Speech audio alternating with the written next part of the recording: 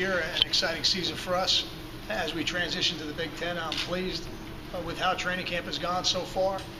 I think we're relatively healthy. I don't know if anybody's 100% healthy at this point, but we've got a couple guys out that we expect to get back for the first game, and I think that'll help us as a football team. And we're anxious to get going. We've got a lot of work to do over the next couple of weeks to be ready for that first game in Washington State. But again, I'm pleased with how the team is working. Questions?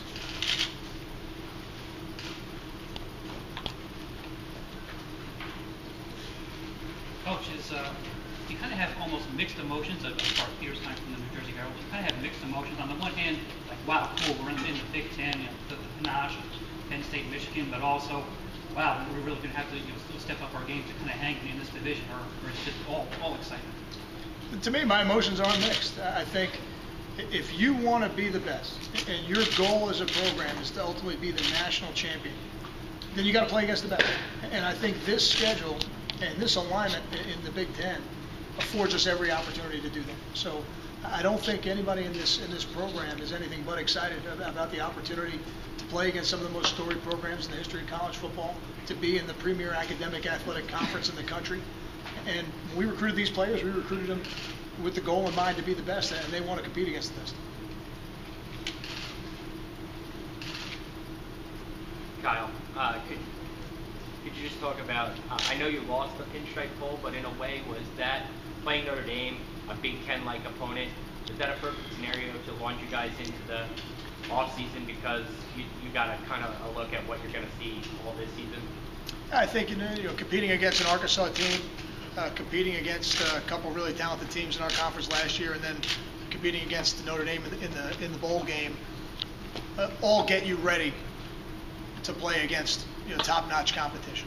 And I think from a size standpoint on both sides of the line, they probably mimic what a Big Ten football team will look like. So I thought it was a good challenge for us. We're not happy with the outcome, but I don't think the experience that we gained in playing against a team like that will help us as we go. Kyle, Mark Narducci, the Philadelphia Inquirer. How much have you noticed the Big Ten helping you out in recruiting so far? I think we notice it every day. I think you can notice it on this team right now. A tight end in our program from Katy, Texas, a tight end in our program from Minnesota, a quarterback in our program from Detroit, another quarterback who comes here from California via another route. I don't know if those players would have had an interest in playing in the Big East, but to play in the Big Ten, they want to do that.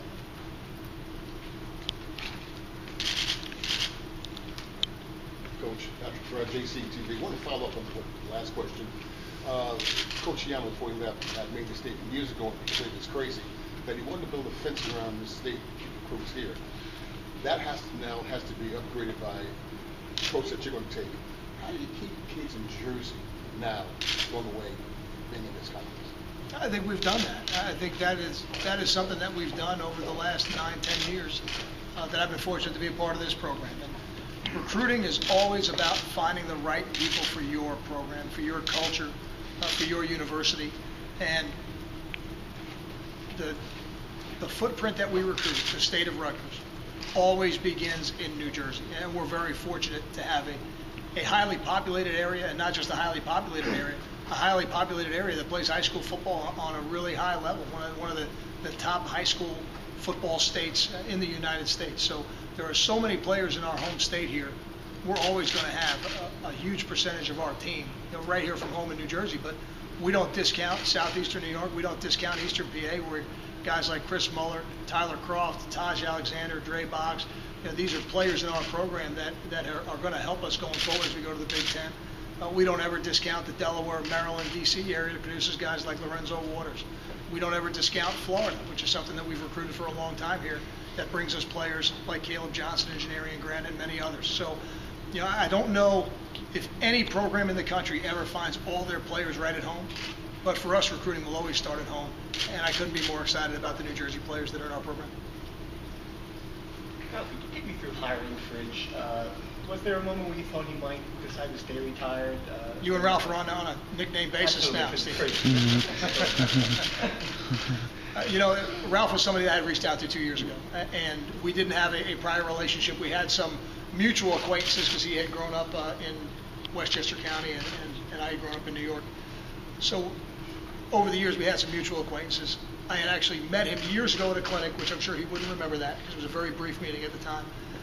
But I had followed his career for a long time, and I was well aware of what he had done offensively. And I really felt like from knowing what he did offensively, he'd be a perfect fit for us because he was a pro-style coordinator and was used to working within a pro system, but had a lot of flexibility and creativity in his past, which was something that I was looking for. And the first time around, the timing wasn't right. His daughter was getting married, and there were other things going on that just didn't make the timing right. So when the job came open again, when Ron went to the Detroit Lions, I said, you know what, I'm going to call him again. Let me see if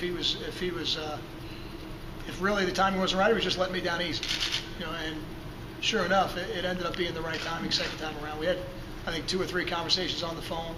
Then he came to campus and spent really about a day and a half with us, and we talked about everything in the program. And for Ralph to decide to come back to football and decide to come back to Rutgers to do it, I couldn't be more excited. And I think for us, we've got one of the premier offensive minds of the last 20 to 25 years now working in our program.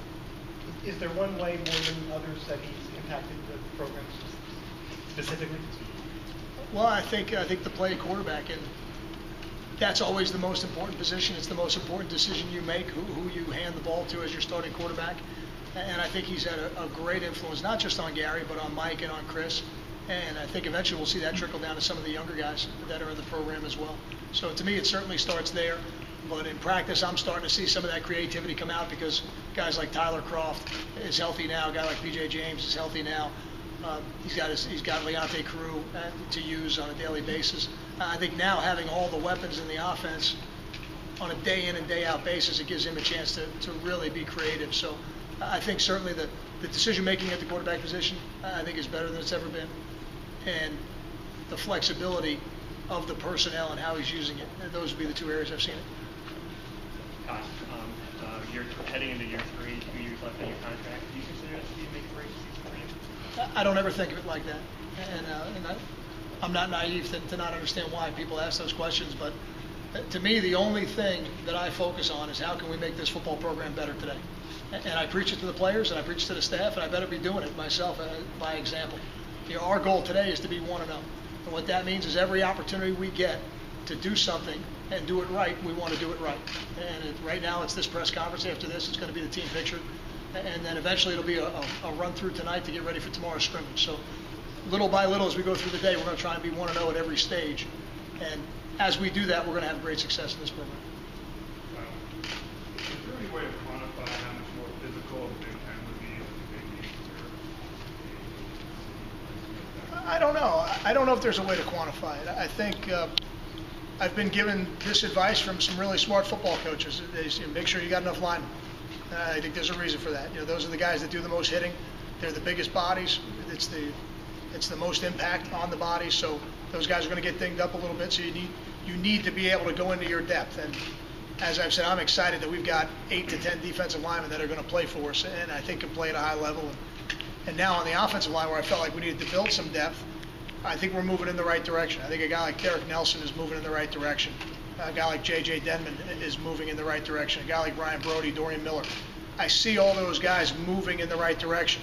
Now, we got 3 more weeks before the first game to move them further because we're not ready yet. We don't have enough depth at that position right now, but we're closer than we were last spring. We're closer than we were at the beginning of training camp. Coach Alan David Stein from WCTC. You've obviously run and been to a number of training camps over the years. How is it different this year with the whole Big Ten thing as far as just feeling, on a day-by-day basis, or is it different? I think other than the Big Ten Network showing up here for the day, I don't think training camp's any different. Training camp is training camp, and training camp's got to serve 2 purposes. It's got to get you ready for our first game, which is at Washington State, and it's got to get you ready for the season as well. So there'll be certain things we'll do now as we get into the 2nd and 3rd week of training camp to prepare for a team like Navy. That is very unique in what they do because you cannot get ready for that offense in 1 week. So we have to do some things now to lay the foundation so that when game week shows up, we're ready to go. But training camp is training camp. We look at it every year to make sure that we are maximizing the time for the players both on the field and off the field in recovery. So our format is different this year than it's been because we were able to talk to some people at the pro level and at the college level, and I won't say who because those conversations are very private because people want to protect their information. But there is sports performance is studied now at a level it's never been studied at before. And the things that happen before practice that lead up to performance, and the things that happen immediately after practice to ensure that you're getting the right recovery. There's so much information out there right now. It would be ignorant for us not to use it. So we've gathered it all, and we've put together a schedule this year that we feel is giving our players the best chance to not just perform on the field, but feel great when they got to come back the next day. Kyle, just from speaking with a lot of the guys on defense, it seems they've kind of been able to connect with Joe Rossi in a shorter period of time. You think that's part of him being here the past couple of years, or is it his style of coaching? How has he been since he's been named the full-time DC? I don't think being here the last 3 years it hurts that process. But I've seen Ralph do that on offense too in a very short amount of time. I think it's probably more driven by personality, and I think Joe spends a lot of his time with those players one-on-one in meetings. I think they feel his passion for defense, just like they felt his passion for special teams, because I felt like he did an excellent job for us as the special teams coordinator. So I think they feel that passion. I think they feed off of it, and I think we're seeing the result of that in practice. Hey, Coach Donnie, Mike Campbell, UCLA College Football. If you were to give us one word to describe the state of your team right now, what would it be heading into your first game in 2.5 weeks? Hungry. Yeah, I think we've got a hungry football team. I think we've got a football team that is very excited to get back out there. I know we've got a defense that's excited to play this first game and test themselves against an offense that we don't feel we did as good a job as we should have last year. And I think we've got overall a hungry football team that's really excited about the opportunity to test ourselves against some of the most storied programs in the history of college football. Kyle, two guys that had great years last year, Tyler Croft and P.J. James. Could you talk about what you're looking for them now this year to take it to the next level? I want for them what I want from every player, consistency at a high level. There's nothing more valuable in life than consistency. Those guys have proven that they can play at a high level. So now, when you show that you can play at a high level, now they have a responsibility to play at a high level on a day in and day out basis. So that's what I'm looking for. Could you tell me what you'd like, the best attribute about both those players? I think that the best attribute about both those players is that they're really good people. They're quality people, high intangible people. If you ask me what's their best attribute as a football player, I think Tyler's got great hands, and I think PJ's got an excellent ability not to get tackled by the first tackle, first defender. Hey, Coach. Jason Conn from News 12. Do you feel like your vision for this program when you took over is on track the way you saw it? Yeah, that's a tough question to answer because when I took over the program, we weren't in the Big Ten yet. So I think the vision of the program has to change. As your athletic department, as your university evolve, your football team has to evolve. So now, as we move into the Big Ten, as college football is in a different place than it's ever been now with the playoff format, our vision for the football program is very clear. We want to achieve academically, we want to achieve socially, and we want to play for championships. And the low end of that scale in terms of championships is bowl championships. But the side of the scale we're looking at is the Final Four and national championships ultimately. But to do those things, you better be the Big Ten Eastern Division champion first. Kyle, your club ice concept, the idea of parents of local players attending practice, two of the more relatively new ideas that you've had. Did you make those decisions in a vacuum, or is there some kind of larger context to it? Take me through that. Since becoming the head coach, I've said to every group that parents are welcome at practice any day they want to come.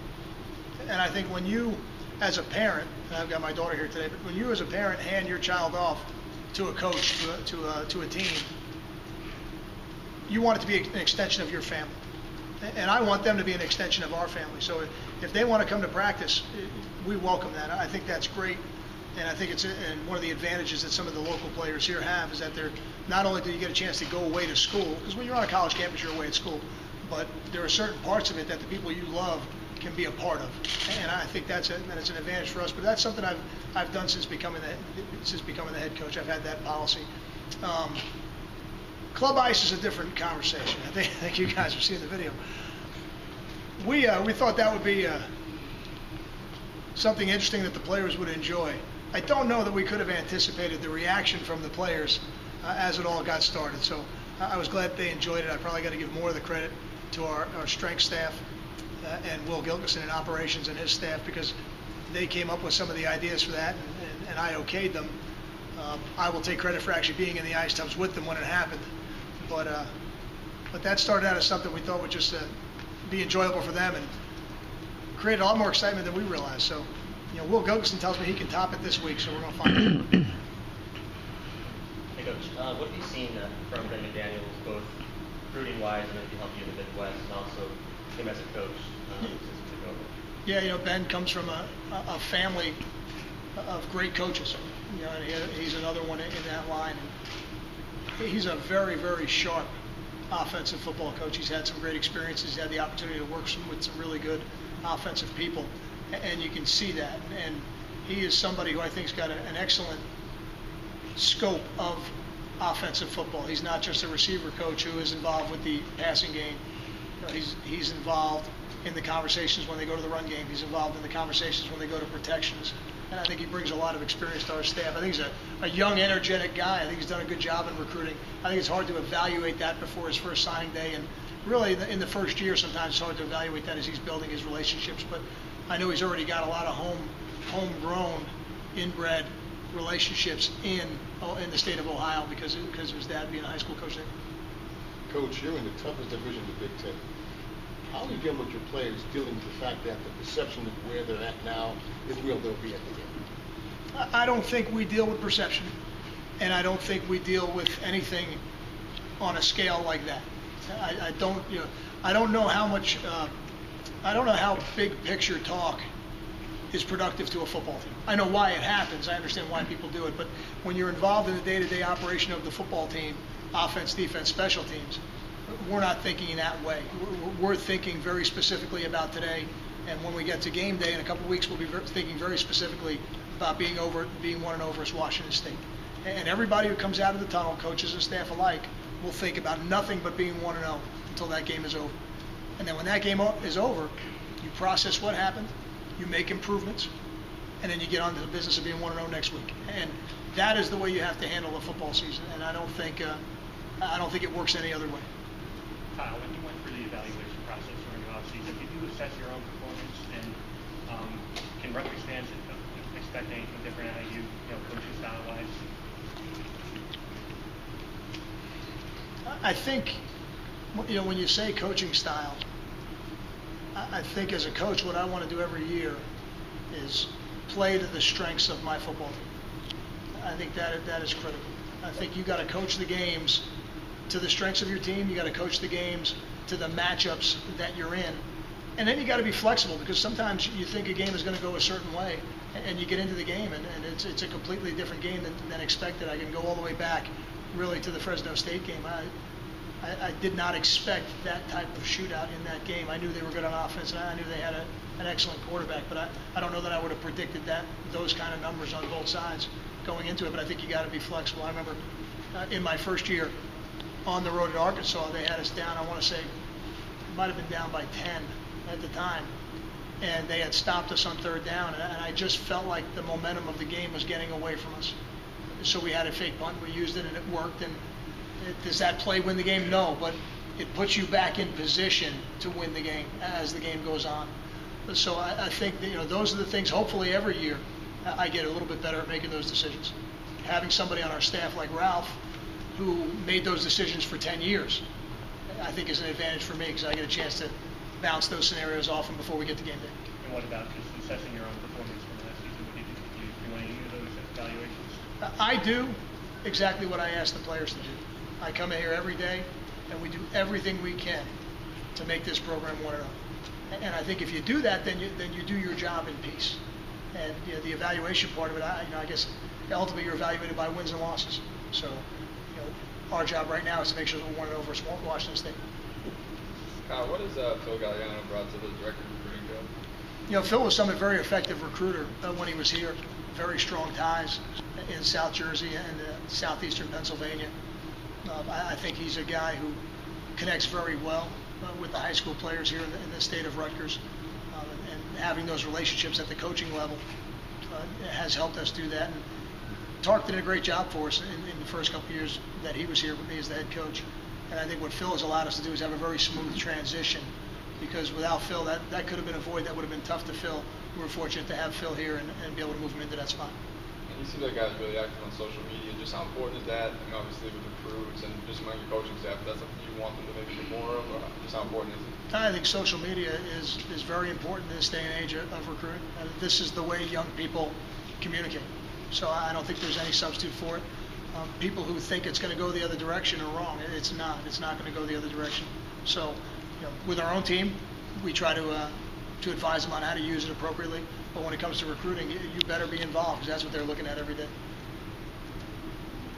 Kyle, back to hiring Ralph. Most of the coaches you've hired are in your tenure are friends or people you've worked with before, or friends of friends. Was hiring Ralph any different? And I don't mean to imply that you have an ego, but did it require any kind of ego check or anything, given how big a name he is? No, with every hire I've made, it's never been about hiring a friend. I think that's a big mistake in coaching. I've had prior relationships with some of the guys that I've hired, but I haven't hired any of them because they were my friends. You hire every coach on your staff with the idea that you're going to get better at that position, and it hasn't been perfect. So I would tell you that. But in hiring Ralph, to me, there was never an issue of bringing in somebody who had been a head coach, for 10 years and a very successful one at that. I saw that as only a positive. To me, to bring somebody like that, and the fact that he wanted to come here and work with me and work with our program, I thought it was a great compliment to Rutgers University and to our football program that he wanted to come here and he wanted to work with us and he wanted to help us push this program to a new level. So it was I never even hesitated. As I said, 2 years ago I tried to hire him, and this year we hired him and we had the opportunity to hire him. Coach Dan Cleary from Most Media, just so you could give me your thoughts on expectations on Justin Goodwin and Michael Burton. I don't put expectations on them from a numbers standpoint. My expectation would be the same as Tyler and PJ. I want them to come here every day and play at a high level because they've shown that they can play at a high level. I think Michael Burton is a do-everything fullback. I don't think he has a flaw in his game. He's one of the leaders on this football team, and somebody that does a lot of different things. Some of them the fans notice and the media notice, and a lot of others that they don't notice. So he is. Justin's a young guy who proved last year he can make plays for us. I think he's bigger and stronger this year, and he's had a really good training camp so far. How has Ralph been able to help Gary so far? I think it's the reason Ralph's been able to help Gary is because Ralph's one of the best teachers I've been around. But I think Ralph has helped that entire room, Gary being the guy who's out in front of it, with being great decision makers. Showing them how to process what's going on before the ball is snapped, and then how to process after the ball is snapped, and then making a great decision, choosing who you're going to throw it to, making a great decision on where you're going to throw it, and then making great decisions within the game in terms of when you're going to take chances and when it's really not needed. Is that something that Gary needed a lot of help with, or some help with? I think Gary needs somebody who was a great teacher, because for Gary, this is his fourth coordinator in 4 years, and that's not ideal for any quarterback. And each time we've hired a coordinator, we've tried to hire. I know for a fact we've hired somebody very talented, so that part we've done. But it's still never ideal to have 4 different voices in 4 years. So I think what Gary needed was somebody who was really organized, was a great communicator and a great teacher, and I think that's what he's got in Ralph Friedgen. Kyle, Gary's mentioned how great of a teacher Friedgen is, and he said he's the best teacher he's ever had. What makes him such a great teacher? I think what makes anybody a great teacher is the ability to take an idea and make it understandable in a very short amount of time. And I've had an expression I've used a long time. You got to coach in sound bites. You can't coach in paragraphs. There's no time on the field for paragraphs. The players aren't going to understand paragraphs. You got to coach in sound bites. You got to tell them what to look at, tell them how to make the decision, and then judge them on how they make the decision. And I think Ralph's got a very systematic way of doing things in his offense, and I think it's been very good for Gary. Kyle, I know this might be a tough question because I know you want to say anything negative about past coaching staffs, but do you feel like this is the best coaching staff you've had? I think we'll judge that at the end of the year. I'm really excited about our coaching staff. You know, I think, and to make those kind of statements before we've ever coached the game, I don't know how that, you know, those kind of predictions help anything. I will say this: I am really excited about this coaching staff, and I think the resumes speak for themselves. You know, when you look at guys like Ralph Regent and Bob Frazier and Ben McDaniels who've come to our program, you know, this year, and you look at what they've accomplished in the past, I think it's really exciting for our football program.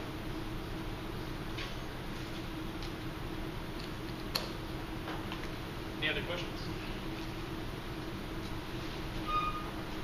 Kyle, Dennis Wilson, president of the Metropolitan New York Football Writers Association. We just did a couple of surveys, and Rutgers, this is the 70th year of the Football Writers of America choosing All-American teams. And during that period of time, Rutgers has had 2 All-Americans, neither of which were born in the state of New Jersey. You alluded to the top members of your staff. And I'd like to congratulate you on going deeper in your staff with Campanile and Teal. And I've noticed your roster, we have a lot of Jersey kids. And I might even make a prediction. If you remember when I had our conversation up in the Viking last year, we were talking about possible All-Americans. And I think you have 1 or 2 on that, and they're born in Jersey. So I'd like to congratulate you on looking to the future and not on the one-stop deals, looking Trucos or something like that. I think you're doing a wonderful job. I congratulate you. I wish you the best of luck. I appreciate it. That's the best question I got all day. We got time for one more question.